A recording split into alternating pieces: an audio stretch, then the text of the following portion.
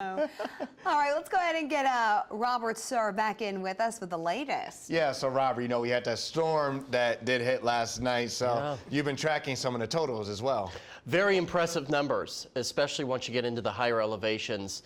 But some people may have been using yardsticks to measure that snow instead of just simple rulers. There's a look at a graphical display of our snowfall totals, and you can see most of northwest Arkansas really hit hard with greater than 6 inches of snow, 8 to 10 at least across southern Washington, most of Madison into Carroll County, and then that sweet spot of 10 plus inches stretching into Newton and Boone counties, as well as eastern Madison County and extreme southeastern Carroll County.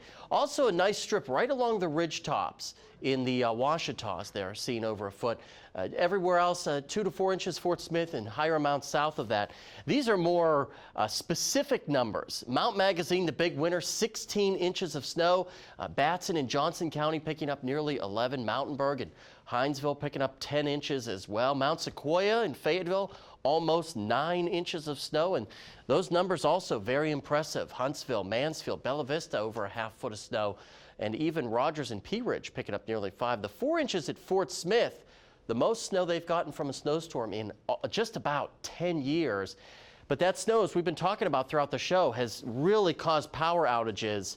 You can see your county here. No county in our area is immune from power outages right now. Crews doing their best to get the lights back on as this storm continues to terrorize portions of the Great Lakes up into the northeast. Lots of rainfall from New York City all the way down to the Florida Peninsula at this hour. For our area, though, we're nice and quiet, thankfully. We finally quieted down, other than maybe a stray flurry or a little bit of patchy drizzle out there. Temperatures right now still warm enough for that snow to slowly start to melt, but that'll stop over the next couple of hours as temperatures dip below freezing. River Valley upper 30s at this hour. As I said, we'll be mostly quiet tonight. Winds are going to pick up behind the system, so worried about those wind chills as you wake up tomorrow morning. You can see air temperatures here, teens and 20s, a very, very chilly night. Wind chills will be in the single digits by the time you head to work or school tomorrow. Breaks in the clouds tomorrow, so we will see some peaks of sunshine. Temperatures will moderate quite nicely. That will allow for that snow to really start to melt. And then waking up Friday morning, more clear skies, temperatures not too bad, 20s and 30s. There's a look at those average lows tonight, teens and 20s.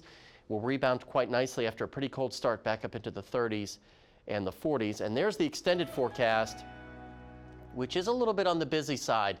We end the week not too bad with periods of sunshine.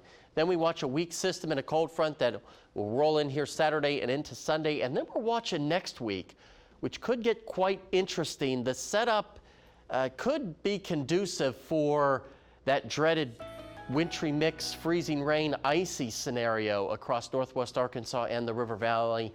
Plenty of time to iron out those details, but guys, it just goes to show we are nowhere near saying goodbye to the winter weather just yet.